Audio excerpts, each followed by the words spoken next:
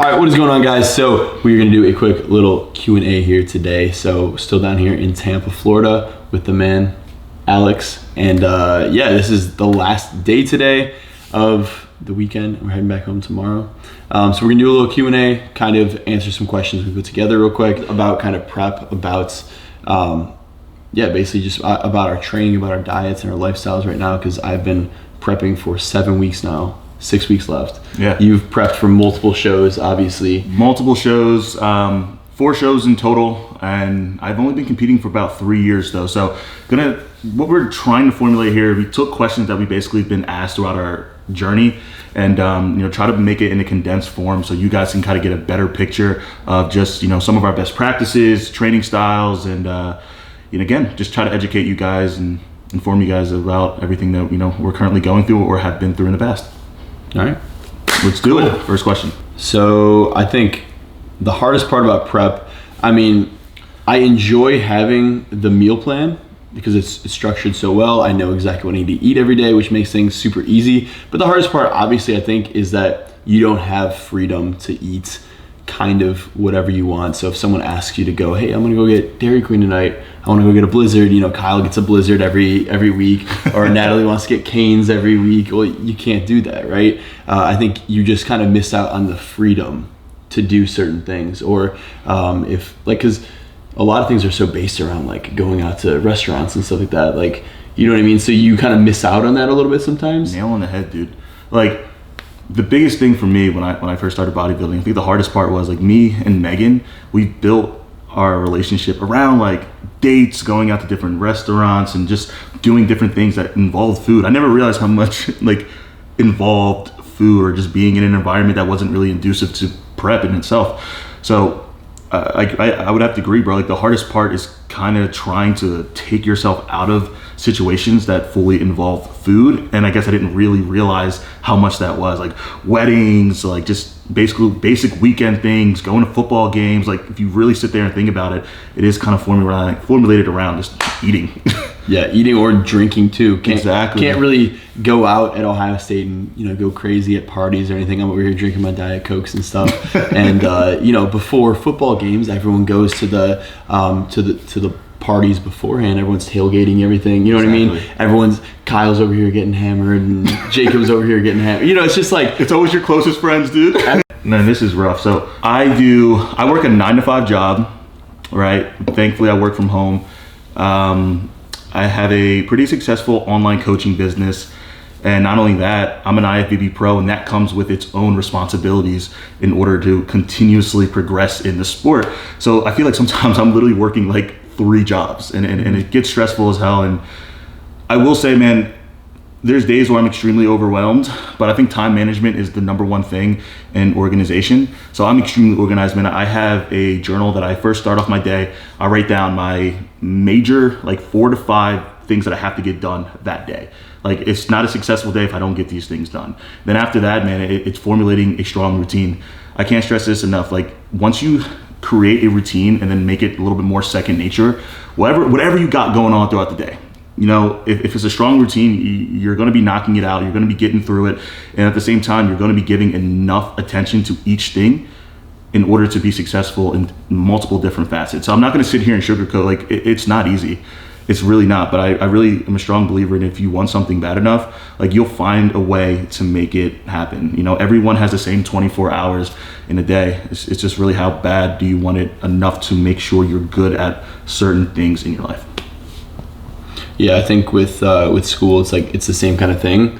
I think school provides a lot of additional work. Obviously, you have more classes, you got homework, you got a lot more responsibilities going on during the school year. But I think it also provides me a good routine that I can get myself in, like you were just saying, where I know I have to get things done in a certain order at certain deadlines and stuff like that. So like, it kind of forces me to be productive in a way, because I'm like, well, if I don't edit this video tonight, I got class tomorrow and homework tomorrow, so I have to do it. You know what I mean? So sometimes I think during the summer and stuff like that, I might be a little bit easier on myself because I don't have those specific things forcing me to get up at 7:30 a.m. to go to class and do this and that. So it's like, definitely being in a routine is when I do my best work. And I think school or if you're working, you got to find a routine that works for you and just kind of figure out how you're going to get everything done that you need to get done. Yeah, and one thing I do want to add, and I've learned this actually from Christian Guzman. So like delegation, you know, like I was the same way. If I added, you know, content creation on top of what I already have to do, man, like I feel like I'd be slightly drowning, man. So one thing I did for myself was a small investment, you know, find a videographer, a content creator who can help you piece these things together, help you with the creative mindset. And again, like, you know, if you want it bad enough, you'll find a way. But strong routine, can't stress that enough. Ooh. Yeah, so for my first prep that I did when I was 18, I didn't have a coach, and I didn't really know that many people utilized a coach at the time, because you know, I was just working at like a little juice bar. I couldn't really afford to hire a $200, $300 per month coach at the time, and I figured I knew enough about fitness and stuff, and so I just wanted to do it also to kind of like learn about it too, like how to even, you know, go through a prep. It honestly kind of helped me to prep myself a little bit, and I only did this for like 8 to 9 weeks. It wasn't a crazy long prep. I didn't really know what I was doing that much, but I did a decent job of getting myself ready, and you look good. yeah, and I think the difference between doing the two is that this time I'm learning, you know, about how maybe other people do it, like Alex, like from a professional himself, how exactly he can go about his preps and stuff like that, and I'm just like trying to just learn as much as I can from him. And first time around, I didn't know as much, but I guess what are we saying? What are we getting at here? I just think I'm going to give two different viewpoints on here. So I think if you can afford it, that's the number one thing, right? Never put yourself in a financial situation where you're going to be stressing throughout prep because of finances. Prep isn't cheap.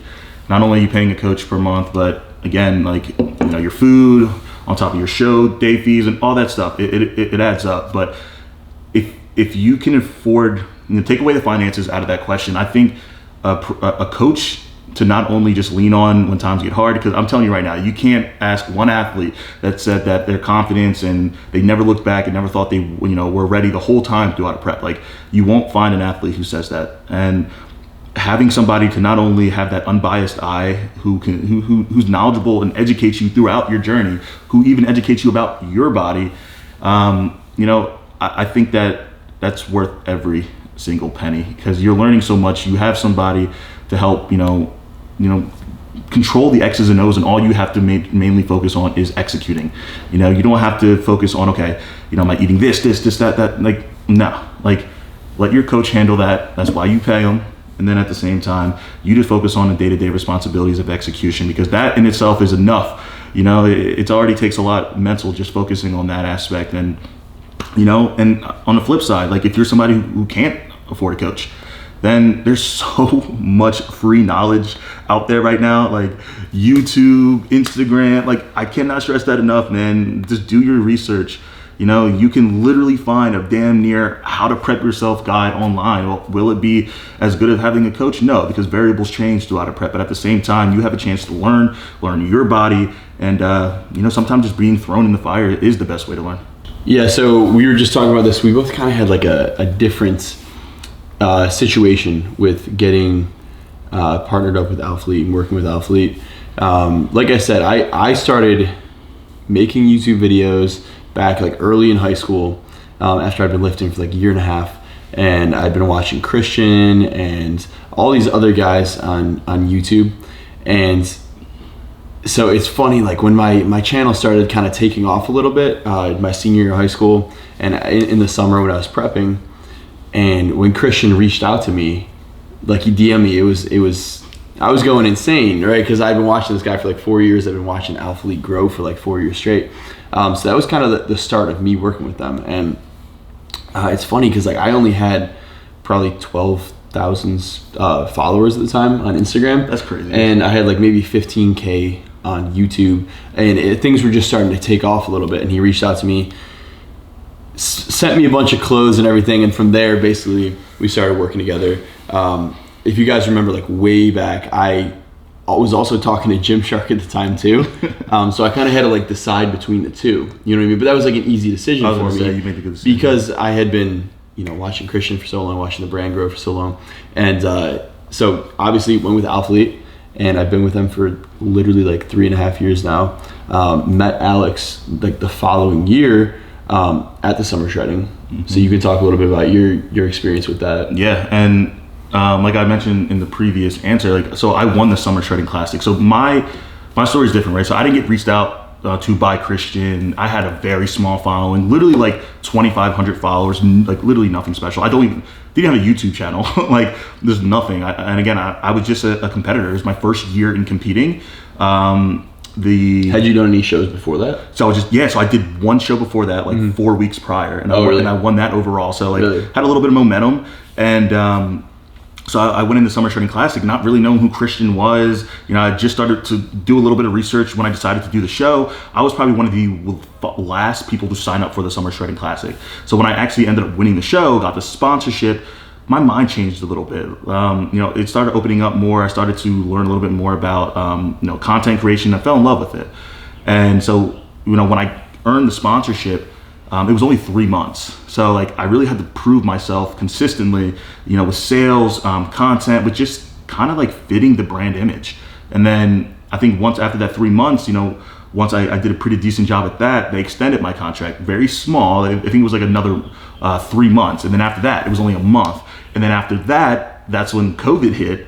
And I was like, oh damn, like I really have to like try to prove myself, because they're probably going to start like cutting back a little bit, right? And I remember when I still got that FaceTime from Christian, and it was during COVID, and he offered me a year-long contract. And dude, like I still this day like getting chills just thinking about it. I ran in, I was like, to my girlfriend, I was like, you won't believe what just happened. I was so excited, and and that was a year ago, and I'm still with the team, getting a chance to meet someone now who are considered one of my closest friends, and it's definitely a cool opportunity, man. And a lot of times people think like Alphalete is this like clothing brand, but it's so much bigger than that, man. I can't stress that enough. It's the community that they attract, and it's the people who are within the community, and it's something special. It really is. Yeah. So I think that's pretty much gonna wrap it up. A couple of questions that we just kind of put together here, talking about our prep, my prep specifically, with Alex coaching me now. So basically from Alex winning the Summer Shredding like 2 years ago to me now deciding to compete again, which, like I said, me competing was kind of just like it wasn't even really a thought until a couple months ago. Like I was thinking about powerlifting, I was thinking about school coming up and stuff like that, and this just kind of came up because Kyle actually mentioned it, but I had thought, I could ask Alex about coaching me, and from there, basically, I just got more and more, once I started, I was like, I actually really do want to try this out, like I want to change things up. I want to push myself towards a certain goal in a different way than I had in the past, and I just needed something, something to compete, I guess. So yeah, man, a new goal. Just a new goal. I needed something. Doing powerlifting for a while, needed to change it up and just kind of get myself on track, get myself back in a routine. And so far things have been super routine, and I've been enjoying the training, enjoying the food so far. I mean, we'll see. We'll see as we get lower. We'll see as we get we'll see as we get closer and closer here. But things been really, really good so far, and I'm excited to push myself. You know what I mean? Just figure out like how far we can take it. And the crazy part is, man, the transformation you've made in just a few weeks is just scratching the surface. And you guys are seeing all the things we're posting online right now, just of his physique changing. And again, just wait till we step on stage. I think you guys are gonna be in for a show. That's for certain. Yeah, excited, man. We're under 6 weeks out, so thank you guys for watching this. Might be a long Q&A. I don't know. We might cut some parts out, or we'll figure it out. We'll see. We'll see. So thank you guys for watching. Appreciate all the support as always. Make sure to like, comment, subscribe.